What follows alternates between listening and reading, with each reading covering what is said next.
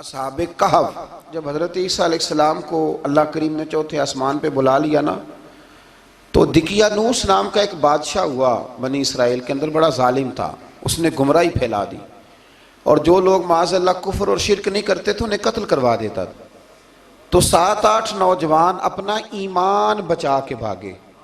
ओहो हो अल्लाह अकबर, सारी दुनिया माल बचा के भागती, वो 7-8 नौजवान अपना ईमान बचा के भागे कि ये हमें कहीं कुफर की तरफ ना लौटा दे। तो जाके एक गार के अंदर चले गए, तो एक कुत्ता भी उनके साथ हो गया। उन्हें कुत्ते को बड़े रोड़े मारे कि ये अगर भौंकेगा, आवाज़ निकालेगा तो हम पकड़े जाएंगे, हमने तो छुपना है। पर उसको ना वलियों से प्यार हो गया था। उसने कहा भगाओ जितना मर्जी मुझे, फितरत मेरी है कि मैं भौंकता हूँ, पर जब अल्लाह के वली हूँ तो फिर मैं अदब करता हूँ। ये कुरानी वाक़या। अच्छा, ये ऐन वो वाक़या है कुरान मजीद का कि जो बहुत सारी चीज़ों पर वैसे ही नास है और बहुत सारी ज़ुबानें वैसे ही गुंग हो जाती। तो वो 6-7 लोग थे, वो चले गए गार के अंदर, जाकर उन्होंने पनाह ले ली। बादशाह को पता चल गया कि गार के अंदर है। अच्छा, अल्लाह की कुदरत, जैसे ही दाखिल हुए इन्हें नींद आ गई,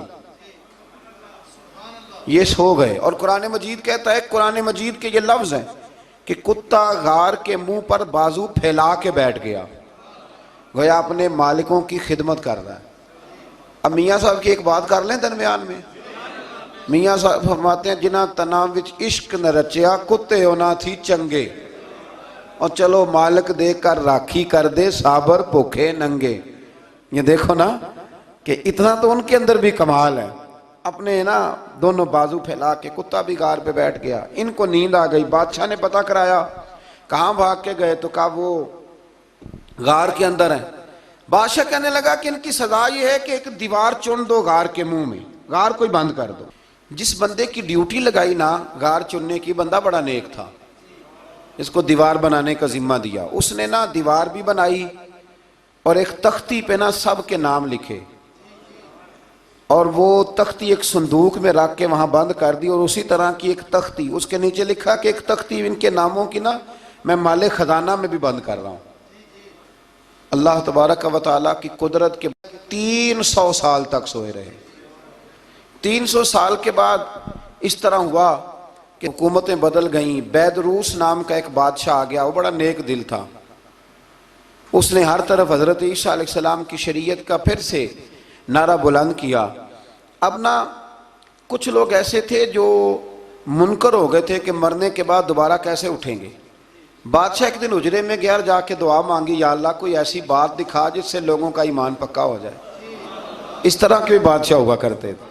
तो रब करीम ने कहा, मैंने तो पहले एक राज छुपा के रखा हुआ है, खोल देते हैं। उसने दुआ मांगी और इधर क्या मामला हुआ, एक चरवाहा बकरियां चराने वाला वहां से गुजरा। उसने सोचा ये दीवार है, अगर इसका मुंह खोल लूं ना कभी, तो मेरी बकरियां यहां थोड़ा सा धूप के अंदर सस्ता लिया करेंगी। उस चरवाहे ने क्या किया कि उसने वो दीवार गिराई ताकि मेरी बकरियां अंदर जाया करें। वो दीवार गिराई तो उसने अंदर 6-7 लोग सोए हुए देखे और कुत्ता भी सोया हुआ देखा। अल्लाह तबारक व तआला अपनी कुदरत से, अपने फजल से उनकी करवटें भी बदलता रहा। अपनी कुदरत से एक तरफ इंसान पड़ा रहे ना तो आज़ा गल जाते हैं, उनकी करवटें भी बदली जाती, मुनासिब रोशनी भी दी जाती, हरारत भी। उसने दीवार गिराई तो उनकी आंख खुल गई। एक दूसरे से कहने लगे, आज तो बड़ी गहरी नींद सोए हैं यार, आज तो लंबी नींद ही पूरी कर ली। चलो भूख बड़ी लगी है, एक दोस्त को भेजो। ये सारा वाक़या कुरान मजीद में मौजूद है, मैं अपने लफ्ज़ों में बयान कर रहा हूँ। जाओ एक दोस्त को भेजो बाजार से ना खाना ले आए। पैसे वही 300 साल पुरानी करेंसी। वो जब नान भाई की दुकान पे गया ना सामान लेने, उसको पैसे दिए तो नान भाई ने हाथ पकड़ लिया, कहने लगा, मियाँ तू किधर से आया, ये कौन से पैसे?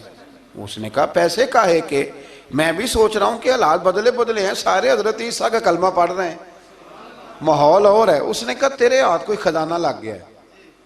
ये तो हम नाम सुनते थे कि यहाँ कोई दिकियानूस नाम का बादशाह रहा है, कोई खजाना, बता कहाँ से लिए। शोर हुआ, हाकिम शहर तक खबर पहुंची, बादशाह तक पहुंची। उसने बताया कि भाई हम तो दिकियानूस के डर से भागे हैं, कल भागे हैं या आज सवेरे, इतना ज्यादा हमें पता नहीं, कल या आज सवेरे बस ना। इतना सा हमें याद है कि हम गए थे, बहरहाल वो लोग जमा हो गए, इकट्ठे हो गए, गार तक पहुंचे।